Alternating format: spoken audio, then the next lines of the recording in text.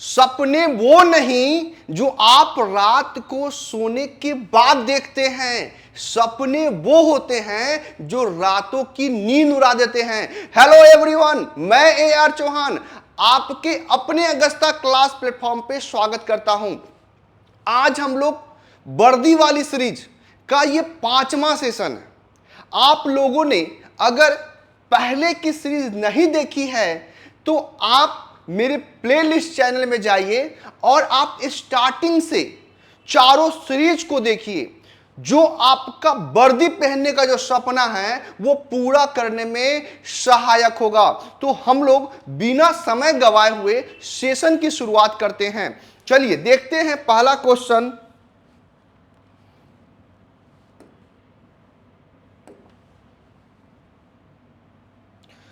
विख्यात सोमनाथ मंदिर को किसने नष्ट किया? मोहम्मद गौरी, कुतुबुद्दीन ऐबक, सुल्तान महमूद गजनबी, मोहम्मद बिन कासिम। तो अब आपको यहां समझना है कि सोमनाथ मंदिर पहला क्वेश्चन क्यों रखा, क्योंकि हर हर महादेव। देखिए अब सावन की शुरुआत हो चुकी है और सोमनाथ का जो मंदिर है ना वो शिव को समर्पित है।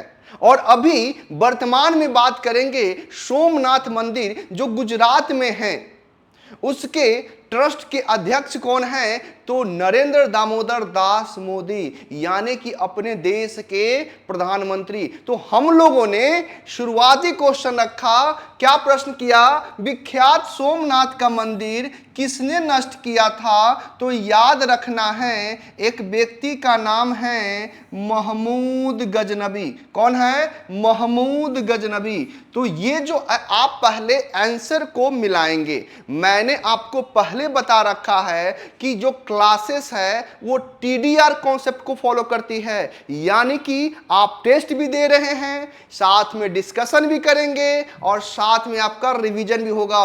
जो वर्दी पहनने का जो सपना है वो पूरा करेगा। तो चलिए इसका आंसर आप लोगों ने मिलान कर लिया होगा। सबसे पहले इसके बारे में आपको जानकारी होना चाहिए कि ये आक्रमण कब होता है? तो 1025 ईस्वी को। तो पहला प्रश्न, और यह कैमा आक्रमण था रे बाबू?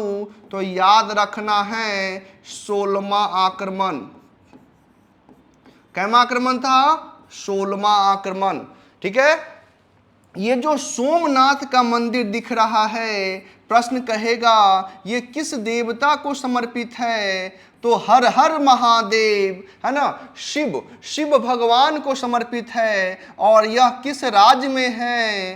तो यह गुजरात राज्य में है। किस राज्य में है? गुजरात राज्य में है। दूसरा क्वेश्चन पूछेगा, महमूद गजनबी भारत पर कितनी बार आक्रमण किया? तो याद रखिएगा कुल आक्रमण कितनी बार किया?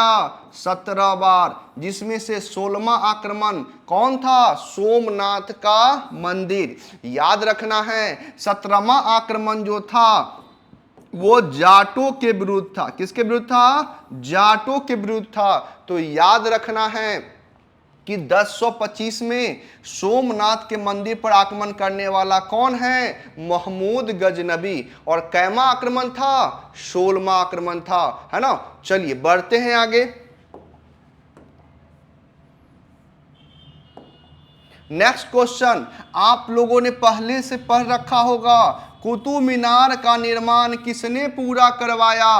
क्या बलबन इल्तुतमिश, कुतुबुद्दीन ऐबक या रुकनुद्दीन? नाम याद आप लोग देखे होंगे। तो इसका आंसर हम बता चुके हैं आप लोग को पहले भी, किसने पूरा करवाया? तो आंसर क्या होगा? इल्तुतमिश। कौन होगा? क्या होगा? इल्तुतमिश। अब यहां ध्यान समझना है, सबसे पहले ये जो कुतुब मीनार का नींव कौन डाला? सबसे पहला प्रश्न पूछेगा, यानी कि प्रथम तल्ला कौन बनाया?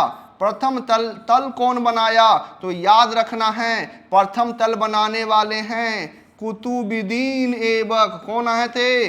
कुतुबुद्दीन ऐबक। और जब भी कुतुबुद्दीन ऐबक के बारे में याद आए तो आप लोग याद रखिएगा 1206 ईस्वी में गुलाम वंश, सबको पता है गुलाम वंश, दूसरा याद रखिएगा मामलुक वंश। और तीसरा याद रखिएगा इल्वरी वंश। इसकी स्थापना कौन किया है? कुतुबुद्दीन ऐबक। याद रखेंगे, कुतुबुद्दीन ऐबक को लाख बख्श कहा जाता है, कुतुबुद्दीन ऐबक को कुरान खां कहा जाता है।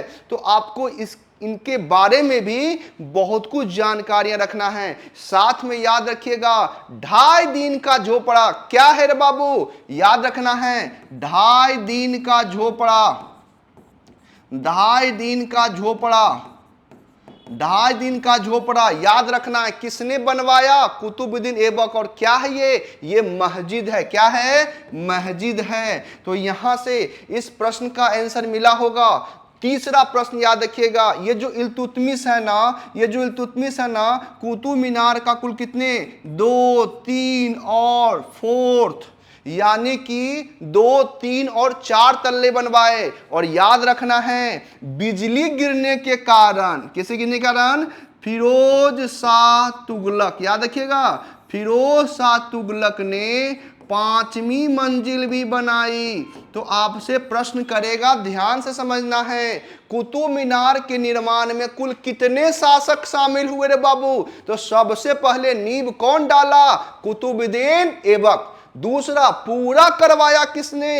इल्तुतमिश। किससे पूरा करवाया? इल्तुतमिश। और पूछेगा कि 5वां तल्ला, यानी बिजली गिर जाने के कारण 4 तल्ला नष्ट हो गया था, उसको रिपेयर करवा के 5वां तल्ला किसने बनाया? तो याद रखना है फिरोज शाह तुगलक। दोस्तों, अगर मजा आ रहा है ना सेशन को, तो हम बार बार एक ही रिक्वेस्ट करेंगे, बस आपसे एक ही सहयोग है ना, कि आप जितना हो सके सभी ग्रुप में शेयर करें, है ना, और हमारे चैनल को सब्सक्राइब करें, लाइक करें, और लास्ट में आप कमेंट भी करें कि आपने कितना प्रश्नों को सही बनाया है। एक बात याद रखना है, ईमानदारी से एक लाइन हमेशा याद रखना है कि कोई इंसान किसी को धोखा नहीं देता है, वो धोखा खुद खाता है ना। चलिए बढ़ते हैं आगे। Next, Cape of Good Hope को किसने खोजा? Christopher Columbus, Marco Polo, Bartholomew Dias और जेम्स कुक। यहां पर ध्यान देना है, केप ऑफ गुड होप है क्या? तो समझेंगे, पहले इसका आंसर मिलान कर लीजिए आप लोग। इसका खोज किया है बार्थोलोमेव डियाज, है ना। याद रखना है ये हमारा अफ्रीका महादेश है। क्या है? अफ्रीका महादेश है। और अफ्रीका महादेश का सबसे दक्षिणतम जो भाग है ना, उसको क्या बोलते हैं? Cap of Good hope. और यह जो पुर्तगाली यात्री की बात करेंगे, ये 1487 में, याद रखना है 1487 में ये कैप ऑफ गुड होप, इसको आशा अंतरद्वीप या तूफानी अंतरद्वीप कहा। और यहीं से आके यह पुनः क्या हुआ? वापस चला गया। तो याद रखना है, समुद्री मार्ग की खोज के लिए सबसे पहले स्पेन से निकले थे कोलंबस। और वो कहां पहुंच गए? कोलंबस जो है पहुंच गए अमेरिका। कहां पहुंच गए? अमेरिका। तो क्वेश्चन पूछेगा अमेरिका, यानी कि समुद्री मार्ग की होते हुए खोज कौन किया है? तो कोलंबस। कौन किया है? जब ये कोलंबस अमेरिका पहुंचा ना, एक कहानी याद रखिएगा, ये तो खोज करने निकला था ये इंडिया को, है ना। तो यहाँ पे जो लोग रहते थे ना, उसको रेड इंडियन कहा। तो क्वेश्चन आपके एग्जाम में आया कि अमेरिका के मूल निवासी को क्या कहते हैं? Red Indians. अमेरिका की बात करेंगे, समुद्री मार्ग की खोज कौन किया है? तो कोलंबस। कौन किया है? कोलंबस। तो याद रखना है, कैप ऑफ गुड होप का खोज जो है कौन किया है? Bartholomew Diaz. कौन किया है? Bartholomew Diaz. कोई दिक्कत? चलिए बढ़ते हैं आगे फास्ट।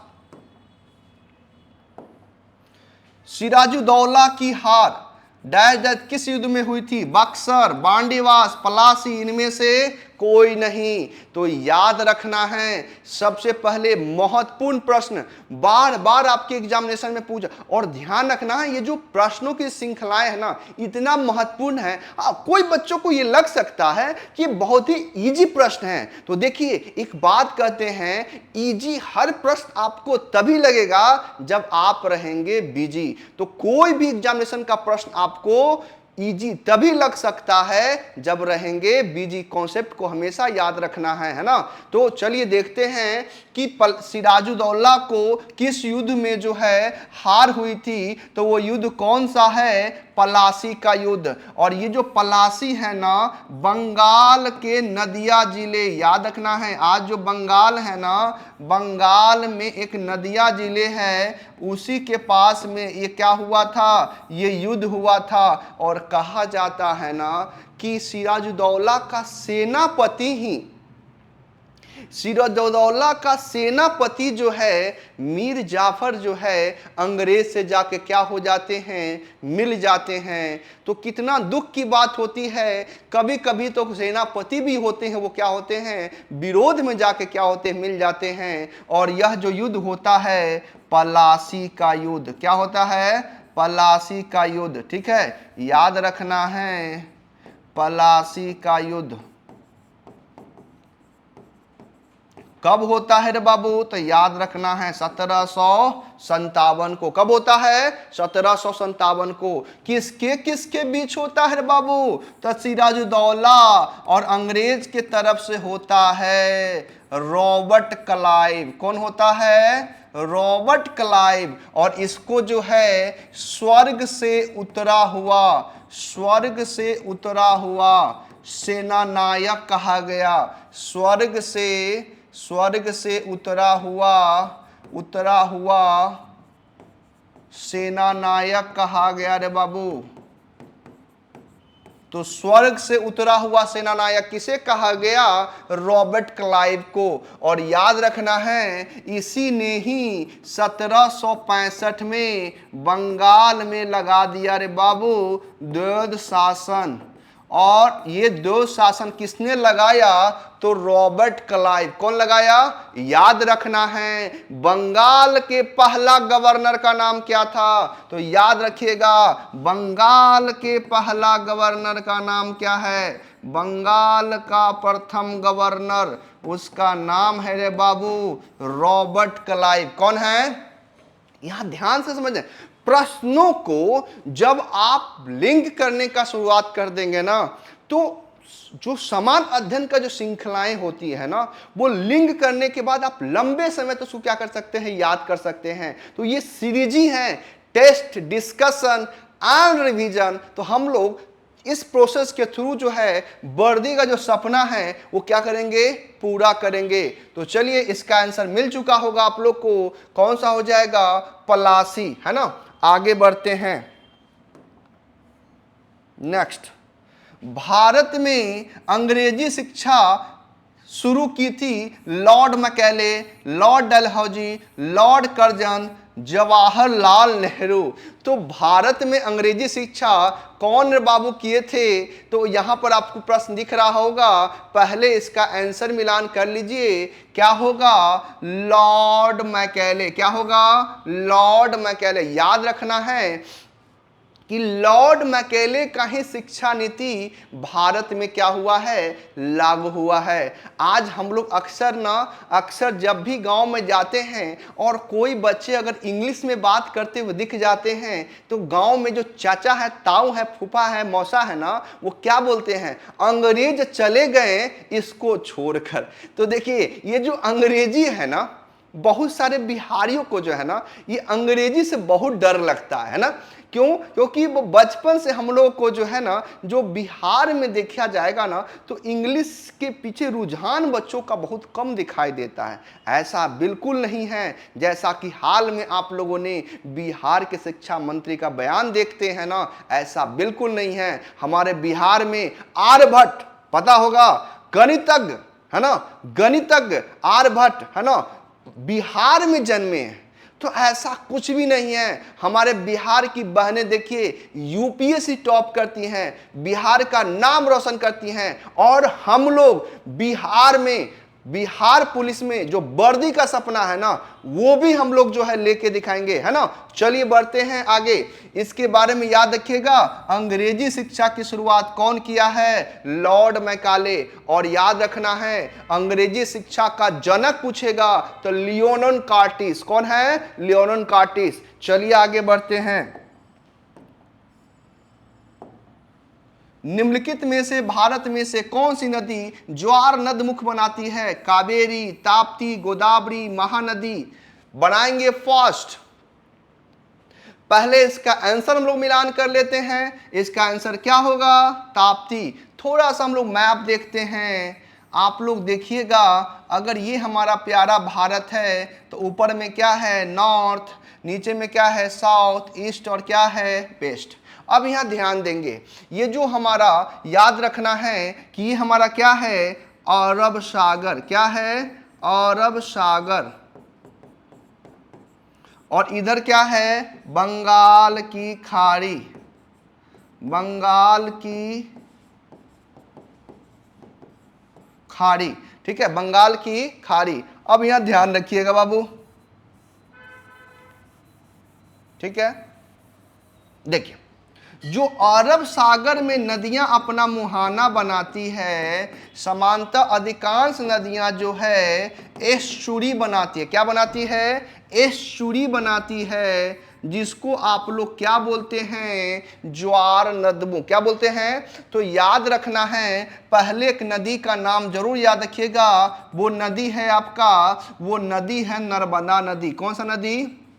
नर्मदा नदी। और ये मैकाले चोटी के अमरकंटक, अमरकंटक चोटी से क्या होता है? इसका उद्गम होता है, और ये खंबात खाड़ी में अपना मुहाना बनाती है। ये हमारा क्या, इधर क्या है? ईस्ट, इधर क्या है? वेस्ट। तो पूरब से पश्चिम बहती है। दूसरी नदी देखिएगा कौन सा हो जाएगा? ताप्ती। तो ये दोनों नदियां मुख्यतः याद रखिएगा अपने एग्जामिनेशन में कि दोनों नदियां जो है वो कहां गिरती है? नर्मदा और ताप्ती कहां गिरती है? अरब सागर में अगर देखेंगे। और यह दोनों नदियां मुख्य रूप से याद रखिएगा वो क्या बनाती है? एस्चुरी बनाती है, यानी ज्वार नदमुख बनाती है। इधर देखिएगा गोदावरी, कृष्णा, कावेरी, ये सब नदियां क्या बनाती है रे बाबू? ये सब नदियां डेल्टा बनाती है। क्या बनाती है?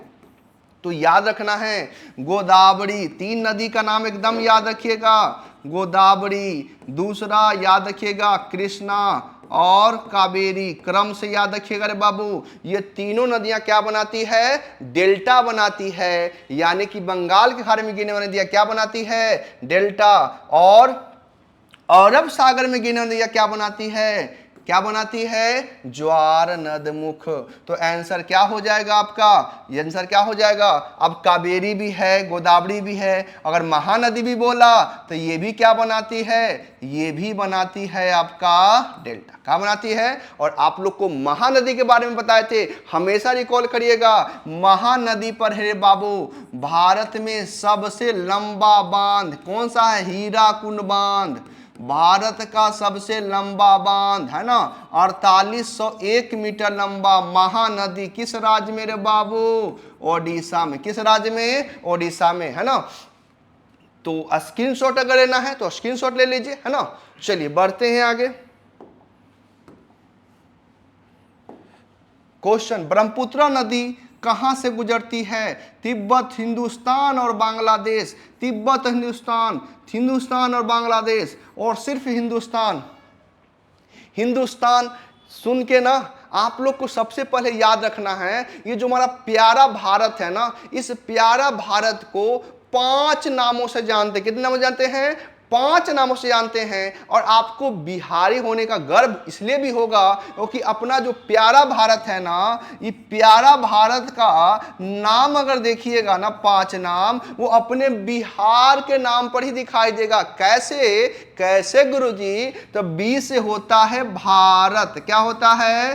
भारत। और आई से होता है इंडिया। क्या होता है? इंडिया। और ये दो नाम से हमारे संविधान में याद रखना है, हमारे संविधान में याद रखना है रे बाबू। भाग एक के अनुच्छेद 1 में, अनुच्छेद किसमें? 1 में क्या कहा गया है? भारत अर्थात इंडिया राज्यों का संघ होगा। तो H से आपको पता होगा हिंदुस्तान, A से आर्यावर्त, और R से क्या? रेवा खंडे। तो अपना बिहार को, है ना, आप लोगों को वर्दी पहनने के बाद बिहार में जो सुरक्षा देना है ना, हर गरीब दुखियारी क्या करना है? मदद करना है। तो ये सपना वर्दी का जुनून जो है ना, जुनून बनाए रखना है। हम आपको 7 एग्जामिनेशन तक रहेंगे, ताकि जो है आपका वर्दी पहनने में जो समान अध्ययन में जो कठिनाइयां आ रही है ना, उसको इस सिरे से क्या करेंगे? दूर करेंगे। चलिए आगे बढ़ते हैं, प्रश्न को देखते हैं। ब्रह्मपुत्रा नदी को सबसे पहले आप लोग देखेंगे, हल्का सा मैप अगर ड्रॉ कर देने बाबू, हल्का सा, तो यहां पर है बाबू रे, याद रखना है मानसरोवर झील। कौन सा है? मानसरोवर झील। मानसरोवर झील रे बाबू कहाँ है? मानसरोवर झील कहाँ है रे बाबू? तो तिब्बत में है। कहाँ है? तिब्बत में है। और यहीं से एक नदी निकलती है, उसका नाम है ब्रह्मपुत्रा, लेकिन इसको तिब्बत में रे बाबू बोलते हैं सांगपो। क्या बोलते हैं? अरुणाचल प्रदेश में दिहांग। और इसको याद रखना है, असम में बोलते हैं ब्रह्मपुत्र। असम में क्या बोलते हैं? और बांग्लादेश में बोलते हैं रे बाबू जमुना। यानी कि बांग्लादेश में क्या बोलते हैं? बांग्लादेश में क्या बोलते हैं? जमुना।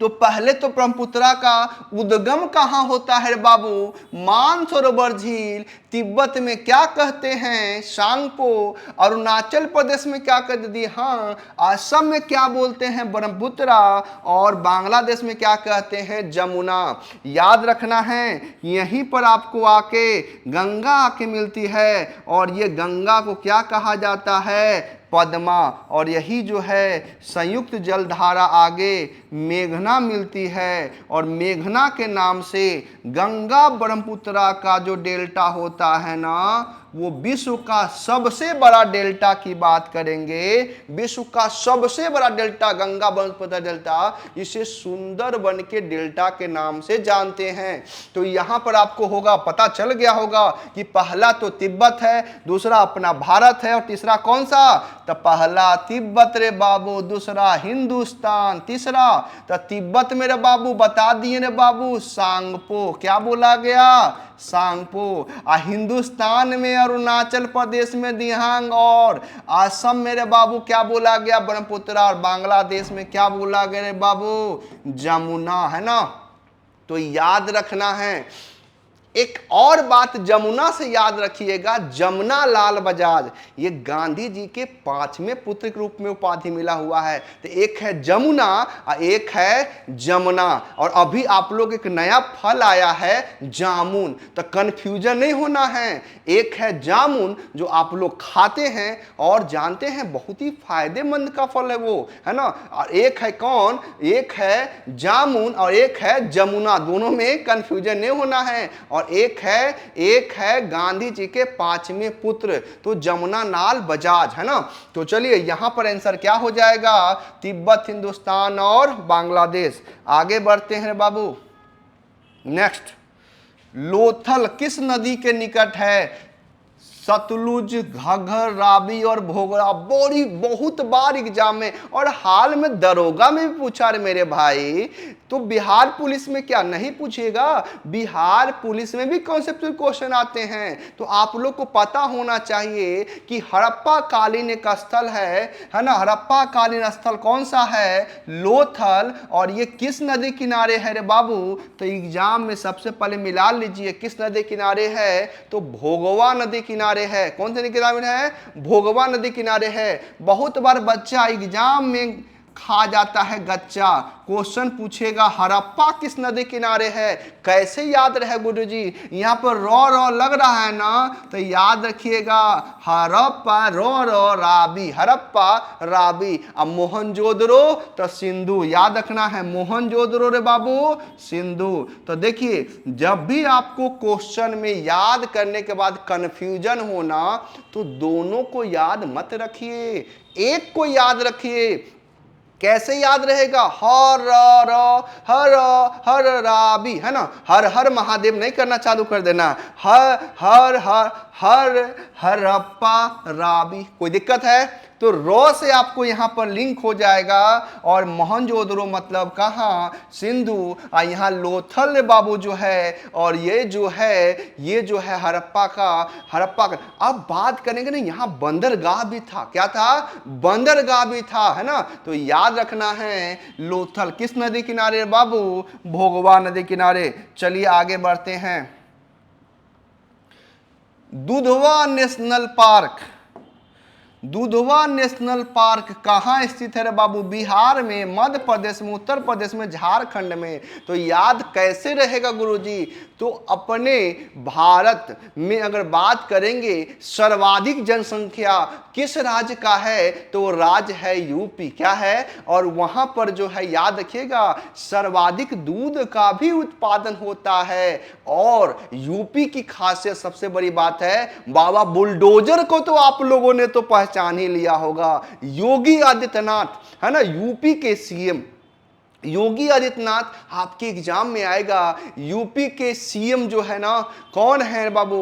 तो योगी आदित्यनाथ। और लोग सब जो हाल में आप लोगों ने देखा होगा तो बाबा बुलडोजर के नाम से, क्योंकि बहुत ज्यादा बुलडोजर उन्होंने चला दिए। देखिए वो तो राजनीतिकरण है, लेकिन कहीं ना कहीं अगर यूपी को देखिएगा तो दंगा से आजाद कराने में देखिएगा तो महत्वपूर्ण योगदान बाबा योगी आदित्यनाथ को मिलता है। तो याद रखना है यहां पर प्रश्न को कि दुधवा नेशनल पार्क कहां है रे बाबू? यूपी में। कहां है? यूपी की राजधानी कहां है? लखनऊ। कहां है? और यह गोमती नदी किनारे है। कहां है? तो यूपी की राजधानी जो है लखनऊ है। क्या है? लखनऊ है। और किस नदी के किनारे है रे बाबू? गोमती नदी के किनारे है। और आपसे याद रखना है ये गोमती नदी का उद्गम कहां से होता है रे बाबू? तो फुलहर झील। कहां होता है? फुलहर झील से होता है। लिंक करने का प्रश्न करेंगे। दुधवा राष्ट्रीय उद्यान कहां है रे बाबू? यूपी में। अब याद रखना है कि मध्य प्रदेश में एक नेशनल पार्क को जरूर याद रखिएगा, उसका नाम है कूनो नेशनल पार्क। गुरुजी याद रखना है किस राज्य में सर्वाधिक नेशनल पार्क है? तो सर्वाधिक नेशनल पार्क किस राज्य में है? एमपी में। किस राज्य में है? एमपी में है। तो सर्वाधिक नेशनल पार्क यूपी में। अब ये कूनो का नाम क्यों लिए बाबू? तो याद रखिएगा आप लोगों ने देखा होगा मोदी जी ने 6 चीते लाए, है ना, उसमें से एक चीता का नाम मोदी जी ने क्या रखा? आशा। और ये आशा जो है ना ये अपने भारत में आकर जो है नामीबिया से क्या हुआ, इस माहौल में ढल चुकी है और वो मां बनने वाली है। तो ये अच्छा खबर है, ठीक है ना। तो हमारे यहां याद रखना है आजादी के बाद भारत में एक भी चीता नहीं था। ये कौन लाए हैं? नरेंद्र दामोदर दास मोदी। अभी वर्तमान में कौन है? ये तो हर बच्चा को पता होगा, है ना। चलिए तो यहां आंसर क्या हो जाएगा? उत्तर प्रदेश। अपना बिहार को कैसे भूल जाएंगे, है ना। एक वाल्मीकि का नाम सुने होंगे, है ना, वाल्मीकि टाइगर रिजर्व का नाम सुने होंगे, है ना। अगर आप गए होंगे, एक हमारे सर है उनका घर वाल्मीकि में, कहते चलिएगा सर, हम के ठीक है नेशनल पार्क में कभी घूम भी लेंगे, है ना। तो याद रखना है नेशनल पार्क में मानव गतिविधियां को प्रतिबंधित है, यानी कि हम और आप नहीं जा सकते हैं। जैसे आप दूसरे के घर में अगर जाएंगे बिना परमिशन का, रात में दिन में बहुत मार लगेगा। उसी तरह से उन जानवरों के लिए संरक्षण के लिए पार्क बना, उसका नाम क्या है? National park. जो क्षेत्र प्रतिबंधित होता है वहां पर आप जा नहीं सकते हैं। तो यहां कितना दुधवा नेशन, आंसर क्या हो जाएगा? उत्तर प्रदेश। आगे बढ़ते हैं बाबू तेजी में। भारत में हरित क्रांति का जनक, भारत में हरित क्रांति का जनक एम.ए. स्वामीनाथन, वर्गीज कुरियन, हीरालाल चौधरी और विलियम गेट। पता नहीं कौन कौन ऑप्शन जो है रहता है इसमें। हरित क्रांति याद रखना है। भारत में ना बाबू आजादी के बाद अगर देखिएगा ना तो फसल उत्पादन में जो है जितना वृद्धि होना चाहिए था उतना नहीं हो रहा। एक नॉर्मल बॉलोग का नाम सुने होंगे, इन्होंने एग्रीकल्चर में एक नई क्रांति ला दी। और भारत में एक व्यक्ति है, उनका नाम है एम.ए. स्वामीनाथन। क्या है? इन्होंने जो है उत्तम किस्म के बीज, उर्वरक यानी कि खाद और सिंचाई का व्यवस्था करने के पश्चात जो है भारत की उत्पादकता सीधे 10 गुना से ऊपर बढ़ गई। और इसी को क्या बोला गया? हरित क्रांति, ग्रीन रेवोल्यूशन। और इसके जनक किसे कहा जाता है? एम.ए. स्वामीनाथन को, है ना। चलिए आगे बढ़ते हैं।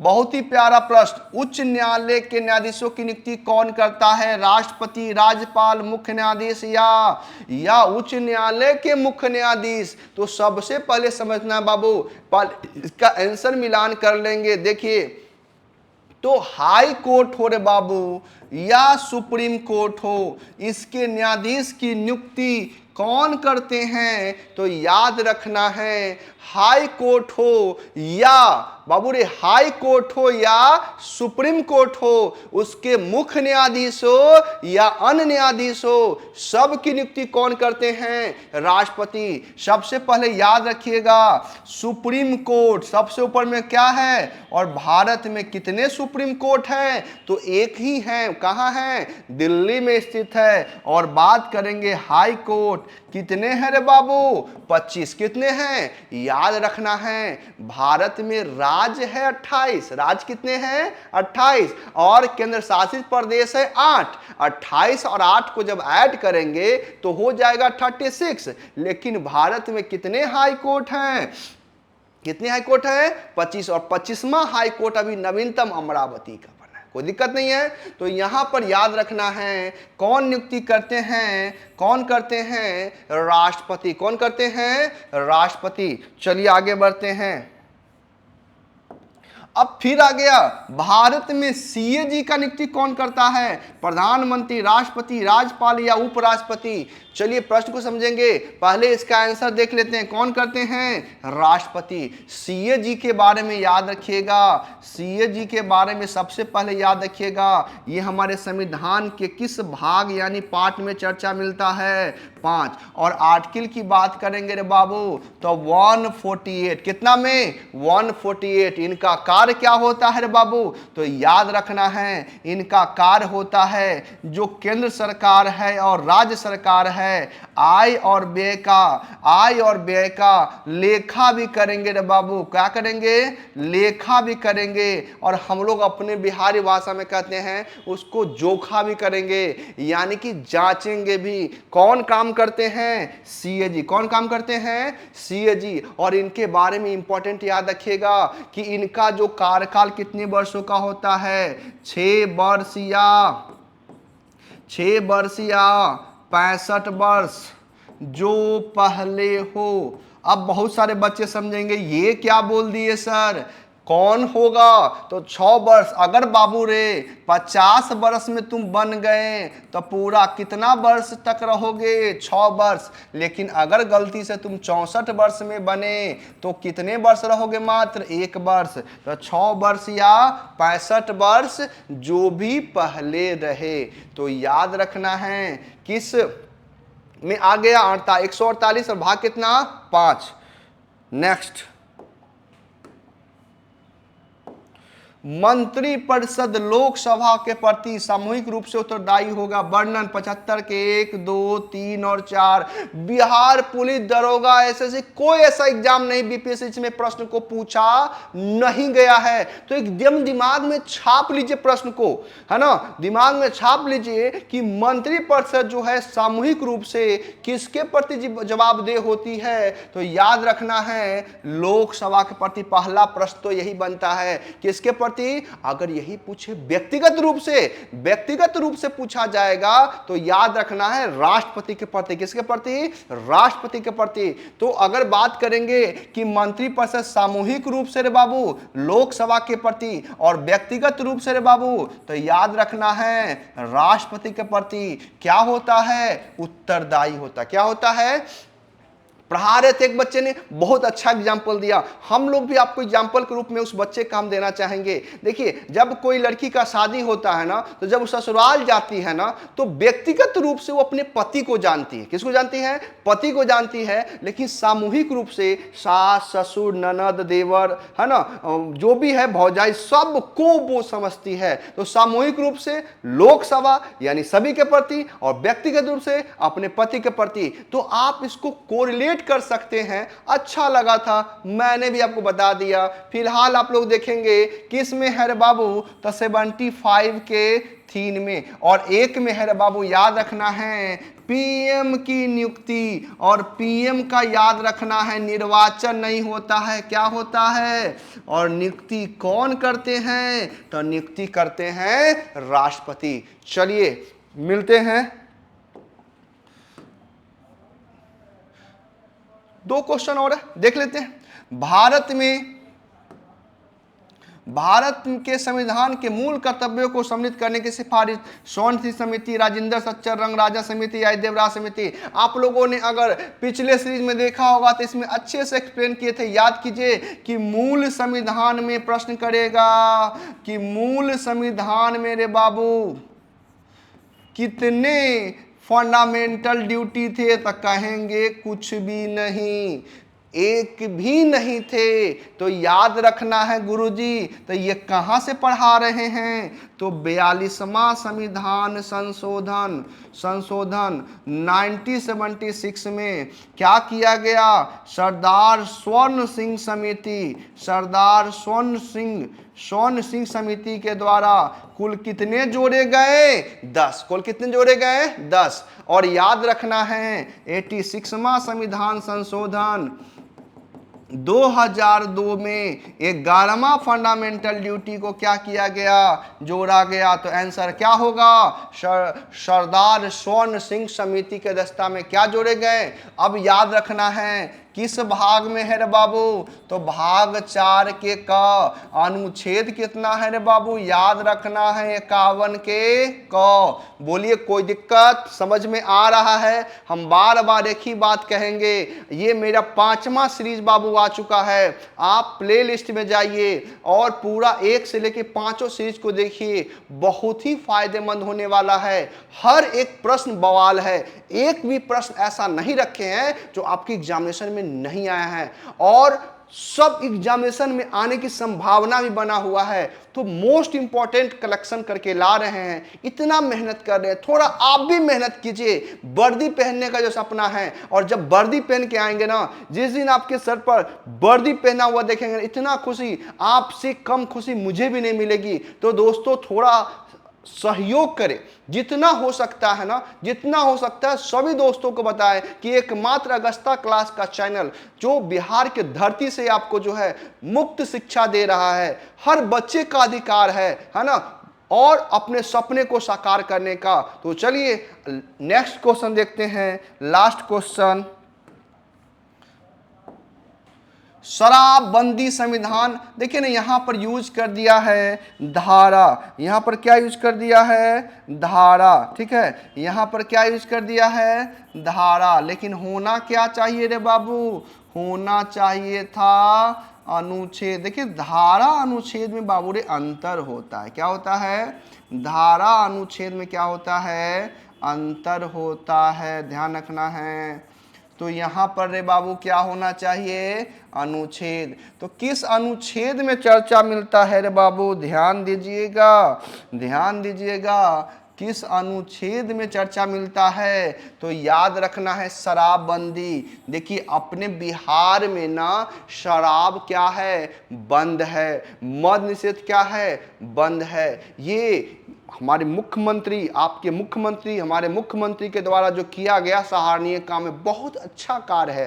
देखिए शराब पीना जो है ना, अल्कोहल जो है ना, आपको पता है कि लीवर को क्या करता है, खराब कर देता है। और बाबू एक बार अगर लीवर खराब हो गया ना, तो फिर जो है ना बस अंतिम जो है ना, ईश्वर से मुलाकात करने के अलावा कोई भी रूप नहीं होगा।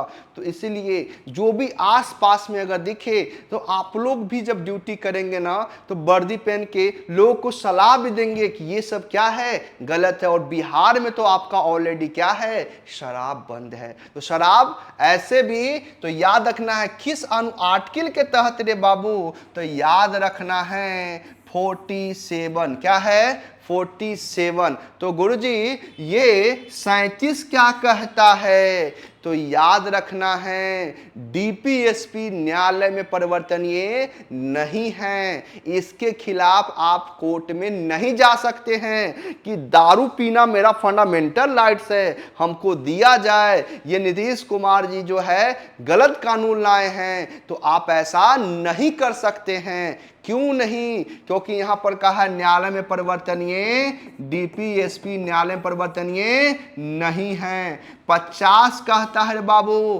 कार्यपालिका को न्यायपालिका से पृथकीकरण, यानी कि भारत में है संसदीय प्रणाली और कार्यपालिका से न्यायपालिका क्या है, पृथकीकरण। कितना में है, और 48 है रे बाबू, जब आपका दारू बंद हो गया तो आप लोग दूध जब पी रहे होंगे सुधा का पाउच वाला, तो उसमें लिखा होगा छोड़ो मदिरा पियो दूध, छोड़ो मदिरा पियो दूध। इस पर क्यों जोर दे रहे हैं, क्योंकि मद निषेध को बंद करके पशुपालन है ना, दुधारू गायों का संरक्षण किसमें है रे बाबू, 48 में है। तो आंसर मिल गया होगा, क्या होगा, शराबबंदी किसमें है, 47 में है। तो सभी दोस्तों को हम लोग इसी तरह से मेहनत करके आपके लिए इतने महत्वपूर्ण क्वेश्चन का कलेक्शन करके लेके आ रहे हैं। आपसे बस एक ही सहयोग है कि आप बनाए तो आंसर जरूर बताएं।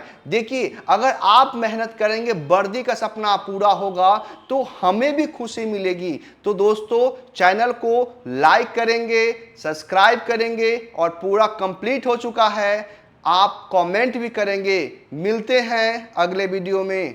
Thank you.